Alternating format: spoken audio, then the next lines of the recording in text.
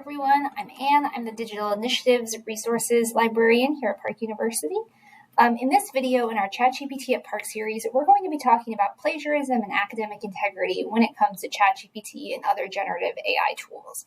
So in the world of higher ed, this was sort of the first thing that a lot of people thought of when ChatGPT arose is this may make it a lot easier for students to cheat. They can create whole essays using ChatGPT.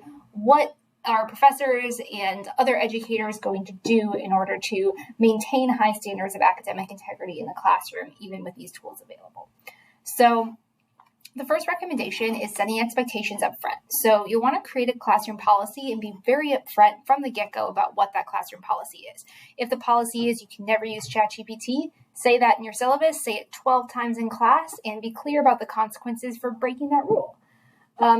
A lot of professors are incorporating it in some way, so they are not doing a blanket, don't use it.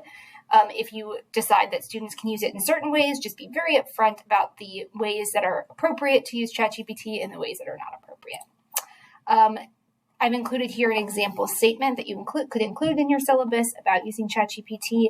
And then there's also some links to policies and standards from other organizations. Everyone's kind of trying to figure this out together. Most people don't have a super clear sense of what the right answer is yet, but as policies and standards continue to develop, it might bring some clarity about how you can address it in your classroom. In terms of citing ChatGPT, the common scholarly consensus is that you do have to cite information from ChatGPT, same as any other resource. However, all the major citation styles are still determining sort of their official policy on how to cite it. But they've all provided at least some guidance here. So in March of 2023, MLA did provide some guidance for citing responses from ChatGPT or other AI tools. So we have here an example of a bibliographic citation and an in-text citation. It basically, you want to describe the chat and include the prompt that you used and then cite what tool you're using. For APA, they also have yet to release their official stylebook update on this. However, it requires or it recommends that you use a description of the prompt. You tell your readers that it was generated via an AI, and then you cite the tool itself. In Chicago style, it does recommend that you cite it in the footnote. However, you should not include it in your bibliography. They are treating it similarly to a personal interview or personal communication. And since that's not a retrievable resource, Chicago does not recommend that you include it in your bibliography. However, you would create a footnote saying this text was generated by ChatGPT.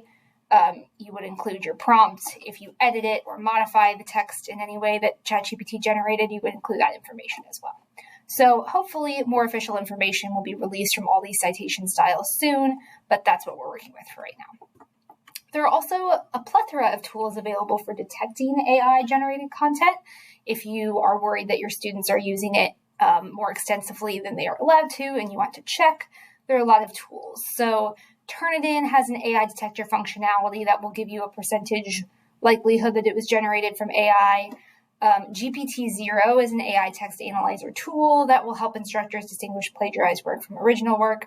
OpenAI itself, which is the company that created ChatGPT, has also created what they call a classifier tool that is trained to distinguish between human written text and AI written text. And there are other tools as well, and I've listed them all here.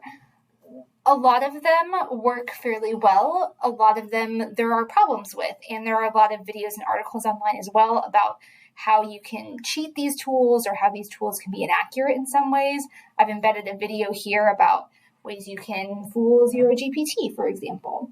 And students, of course, can always still deny that they use ChatGPT, even if it's flagged by these tools. So again, you'll just want to be really clear and upfront in your syllabus about what your classroom policy is and what the investigative procedure is if it turns out that a student's project submission is flagged by one of these tools. Generally, you want to watch out for repetitive answers. If multiple students submit something that sounds very similar, they might have all relied on ChatGPT. It will not produce the same, word for word, the same response to multiple users, but it'll often produce very similar responses in response to very similar prompts. It's also a little bit more verbose in its language, and it also sometimes just produces factually incorrect information or fake citations. So look out for those red flags as well.